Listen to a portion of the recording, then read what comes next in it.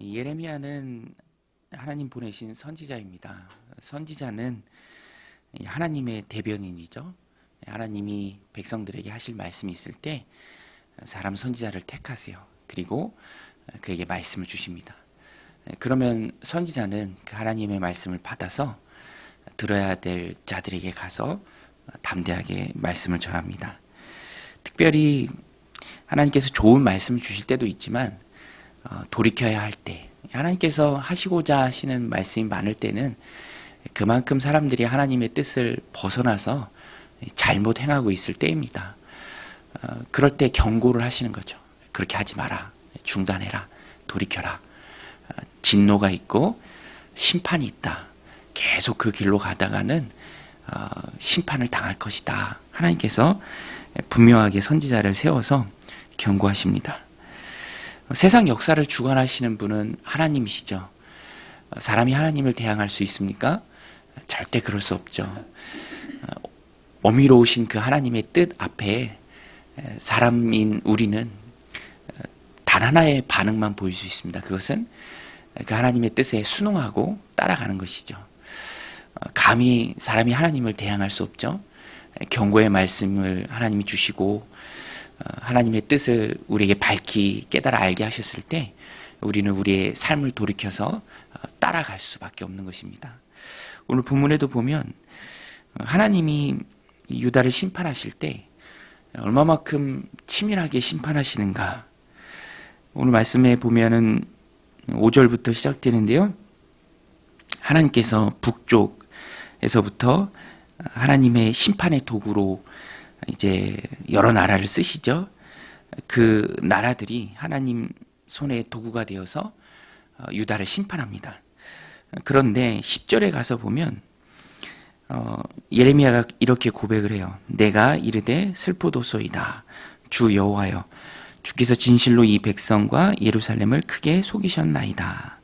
이르기를 너에게 평강이 있으리라 하시더니 칼이 생명에 이르렀나이다.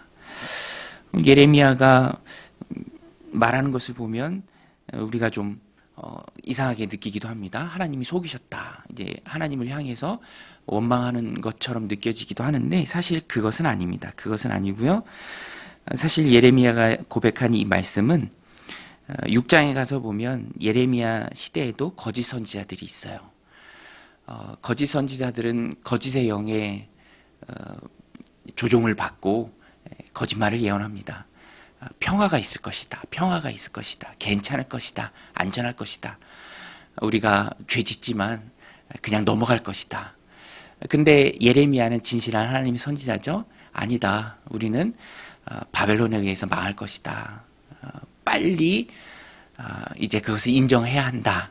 그러니까 평화를 선전하고 그것을 거짓 선지자들이 예언할 때 예레미야가 진실을 말하니까 예레미야는 왕이나 다른 선지자들로부터 미움을 당합니다. 근데 그것을 염두에 둔 표현이에요. 그러니까 하나님께서 그런 거짓 선지자들도 결국에는 사용하시죠. 그러니까 거기에 사람들이 다 빠지게 되는 것입니다. 그러니까 여기서 우리가 깨닫고 느껴야 할 것은 하나님이 이끌어 가시고 세상 역사를 주관하실 때 정말 거짓 선지자들까지 하나님이 사용하시죠. 요셉의 인생을 하나님이 섭리하실 때 정말 사람들이 행했던, 형제들이 행했던 그 악한 것까지도 다 사용하십니다. 그러니까 세상을 이끄시고 또 인도하시는 그 하나님 앞에 작은 인간이 감히 대항할 수 없다라는 것입니다. 그 표현이에요. 그래서 내가 이르되 슬프도소이다. 주 여호와께서 여호와여 주께서 진실로 이 백성과 예루살렘을 크게 속이셨나이다. 거짓 선지자들도 그들의 역할에 맞게 쓰시는 하나님, 그조차도 하나님 심판의 일부죠. 그러니까 누구도 하나님을 대항할 수 없습니다. 하나님의 그 어미로우신 심판을 피할 수 없다라는 것입니다. 그러니까 하나님 말씀하시는 것, 하나님의 경고, 그것이 우리에게 주어졌을 때 우리는 그것을 받아들이고요. 그것을 인정하고 돌이킬 수밖에 없다라는 것입니다. 하나님이 전능하신 하나님 앞에 사람이 보여야 할 유일한 반응은 그 뜻에 순응하는 것입니다. 하나님이 세상을 섭리하시죠. 온 세상의 주인이십니다. 그것을 빨리 인정하면 인정할수록 좋습니다. 내가 인정하지 않는다고 내가 평화가 임할 것이라고 자기가 생각한다고 정해진 것이 바뀌지는 않죠. 나는 중력을 안 믿어. 그런다고 아파트에서 뛰어내린다고 다치지 않는 것이 아닙니다. 그것이 실제하는가 실제하지 않는가 그것이 훨씬 더 중요하죠. 그것을 빨리 깨닫는 것이 지혜이고요. 또 축복입니다. 그 이유는 오늘 본문에 보면 하나님께서 심판을 행하시는 이유는 사람들에게 있어요.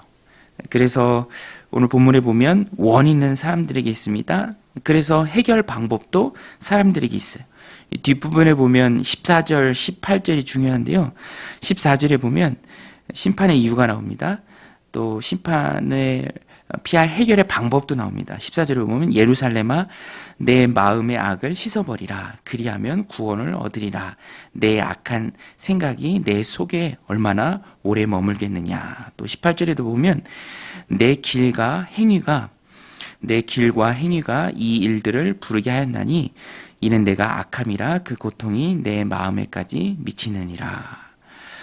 악한 생각, 마음의 악한 생각, 또 실제로 행하는 길과 행위, 삶을 의미합니다. 그것이 악하기 때문에 심판이 임하는 것입니다. 이 악한 생각을 좀 먼저 보면은요. 14절에 예루살렘아 내 마음의 악을 씻어버리라. 그리하면 구원을 얻으리라. 내 악한 생각이 내 속에 얼마나 오래 머물겠느냐. 악한 행위는 악한 생각에서 나오는 것이죠. 악한 생각이 내 마음에 오래 머물러서 내게 영향을 주지 않도록 씻어버리라. 잠언 6장에 보면 불을 품고야 어찌 그 옷이 타지 않겠느냐. 숯을 밟고 있으면 어찌 발이 데이지 않겠느냐라는 말씀이 있습니다. 그런데 어리석은 자들은 품고 있는 것이죠. 그것이 옷을 태우지만 깨닫지 못합니다. 발을 타게 하지만 그것을 모르죠. 악한 생각은 우리를 태웁니다. 그것을 품고 있으면 어찌 타지 않겠습니까? 그래서 그것을 떨어버리는 것이 중요하다라는 것입니다. 오늘 이 말씀 마음에 붙들고 우리 기도의 초점은요. 하나님 우리의 마음을 지켜주옵소서. 생명의 근원이 있는 것이 마음인데 그 마음이 악한 생각으로 물들면 어찌 선한 행위가 나올 수 있겠습니까? 우리는 연약합니다. 하나님 내가 내 마음을 지킬 수 있도록 가정에서 일터에서 또 공동체에서 우리의 마음이 선함으로 가득 찰 수 있도록 하나님 내 마음을 지켜 주옵소서 기도해야 하고요. 또 두 번째가 18절 말씀처럼 내 길과 행위가 이 일들을 부르게 했다. 왜 심판이 임합니까? 왜 북쪽으로부터 뜨거운 바람이 붑니까? 재앙이 밀려옵니까? 길과 행위가 이 일들을 부르게 했다. 원인이 내게 있다라는 거예요. 그래서 하나님 기뻐하시는 길과 행위가 있고요. 심판을 부르는 길과 행위가 있습니다. 거역이죠. 17절에도 보면 그들이 밭을 지키는 자 같이 예루살렘을 에워싸나니 이는 그가 나를 거역했기 때문이라. 여러분 하나님 기뻐하시는 일이 있어요. 잠언에도 보면 하나님 미워하시는 67가지가 있다. 쭉 설명이 되죠. 하나님 기뻐하시는 일을 우리가 꼭 붙들고 해야 하는 것이고요. 반대로 하나님 미워하시고 싫어하시는 것은 우리도 같이 미워하고 싫어해야 합니다. 성경은 굉장히 단순하고 명확합니다. 하나님 기뻐하시는 것 열심히 하고 하나님 미워하시고 싫어하시는 것 안 하고 멀리하고 우리도 그것을 싫어하고 그것이 축복의 길입니다. 하나님이 다 보시죠. 하나님이 기뻐하시고 원하시는 것 그것을 열심히 행하는 것입니다. 우리 수요일마다 출애굽기 말씀 살펴보고 있는데 출애굽기의 근본적인 이유, 출애굽의 근본적인 이유 하나님 예배하기 위함이죠. 그래서 하나님께서 이스라엘 백성을 이끌어내십니다. 하나님 예배의 귀한 목적이 있죠. 오늘 우리도 하나님 기뻐하신 일이 무엇인가 말씀을 통해서 깨닫고 하나님의 음성을 듣고 깨닫고 그 일에 내 인생을 넣어두면 됩니다. 잘 되는 게 있어요. 거기에 내 인생을 넣어둡니다. 그러면 같이 잘 되는 것이죠. 하나님 기뻐하신 일에 내 인생을 넣어두면 재앙이 아니라 심판이 아니라 축복이 임한다라는 것입니다. 그래서 우리의 길과 행위는 하나님을 위한 길과 행위가 되어야 합니다. 축복을 위한 길과 행위가 되어야죠. 하나님 다 보고 계십니다. 우리의 마음을 하나님 주장하여 주옵소서. 그리고 그 선한 마음에서 나오는 길과 행위도 하나님의 축복을 부르는 길과 행위가 되게 하여 주옵소서.